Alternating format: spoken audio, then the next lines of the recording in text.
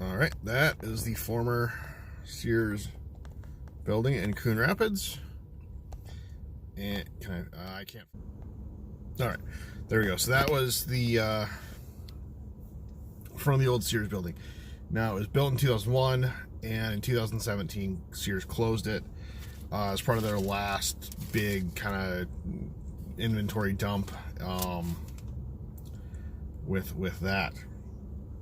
So looked it up, and it's been sitting vacant completely, except for I think Spirit goes in every year, takes over however much of it they take over. Sat down, wrote out the numbers. So here's kind of just the expenses. This isn't even the rent of it. This isn't filling the space. This is just the rent for this building, or not the rent, the expenses. So that's your CAM, which is like your snow plowing, your yard maintenance, grass trimming, fall cleanup, stuff like that. Stuff you're going to deal with. And that's $2.91 per square foot. Insurance is 17 cents per square foot. And then the taxes, the property taxes on this building are $5.81 per square foot. Here's the catch. That building is 132,700 square feet. So that's a huge building. The other thing, it's on 12.18 acres of parking space. So you have a pretty good parking lot size. I don't know if you can see behind me. There's Hallmark. That's quite a ways away. There's a couple other things, but you have a really big parking lot basically to yourself, and then there's stuff on the sides as well and behind. So when you sit and you explode that out into your total CAM, it's only $2.91, but you times that by the square footage, you're looking at $386,157 just for the maintenance aspect of it. The insurance at $17 a square foot, or 17 cents per square foot, is $22,559. Just the insurance from the company that's renting out, which is Colliers International. They're a big conglomerate. The company that used to own this, we'll say they're having financial struggles. And then the taxes.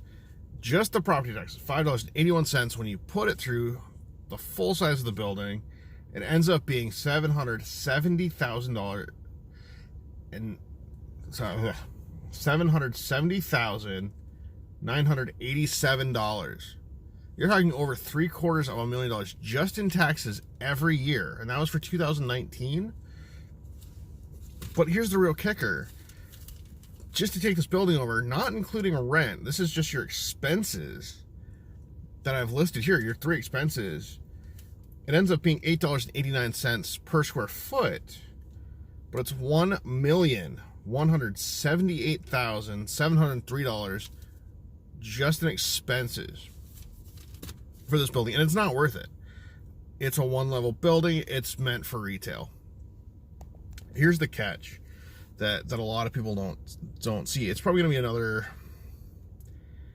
$2 to $3 million just to rent it out, and that's at current market rate. I'm sorry, I'm filming this on my phone in the middle of something. So this is vacant because Sears did shit. Behind me is JCPenney's, who's going bankrupt, and they're doing their inventory drop sale, which is now taken over by I can't think of the company. They're a company that all they do is they go in, they liquidate everything. They're in liquidation status.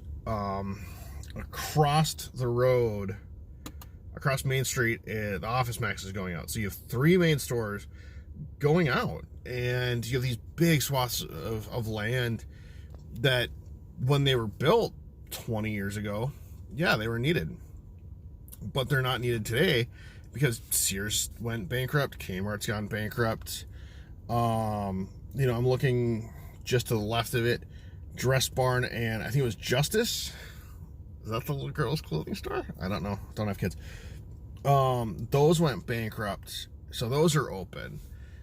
And then you've got a few others, but then it's like, okay, cold, they're kind of on the fringe, not always doing well.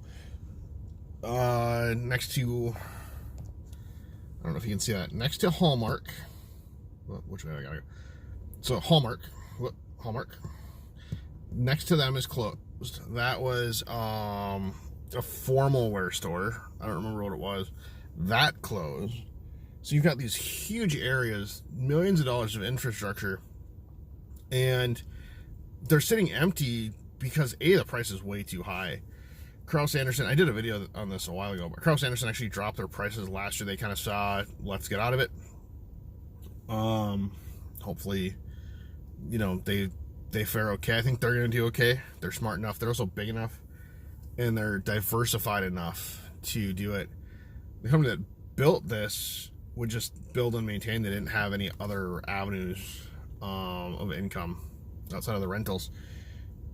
But it's just not something you can sit and do anymore. It's too much work. And I'm sitting looking at a bird. So yeah, there's a little, I don't know if you can see him.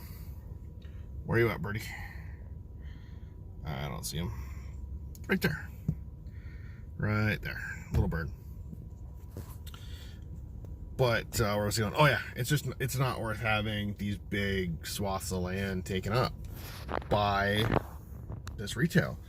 As everything goes online, I know companies that could easily use this building, but they're not willing to pay millions of dollars every year because it's at the end of the day, it's not worth it. And there's better spaces available, even though this would make an awesome building for a lot of companies that I know.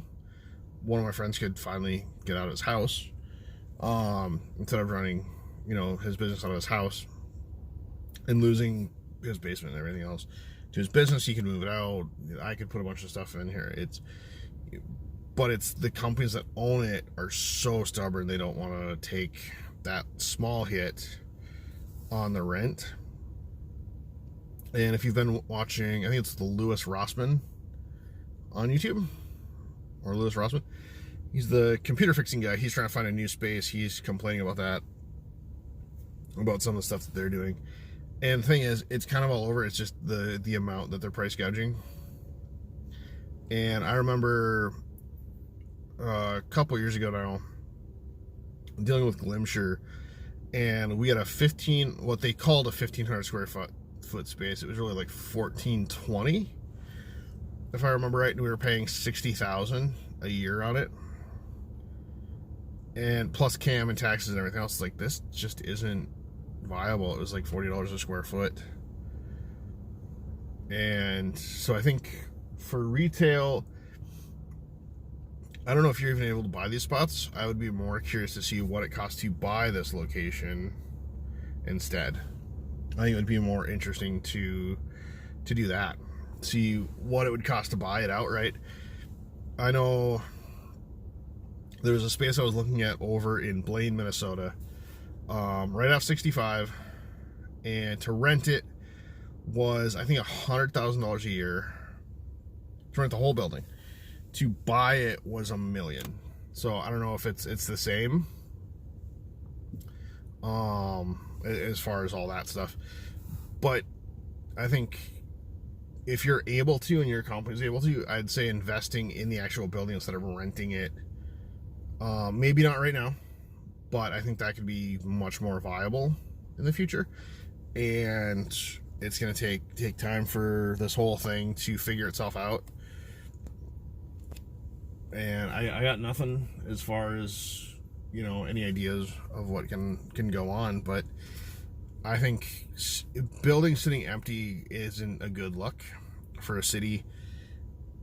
And at the same time, I don't think that there's going to be a simple answer to how to fix that. Because right here, there's going to be two. And now I'm just rambling. So I'm going to sit. I'm going to say have a good day. This has gone on like 10 minutes. But you guys have a good day.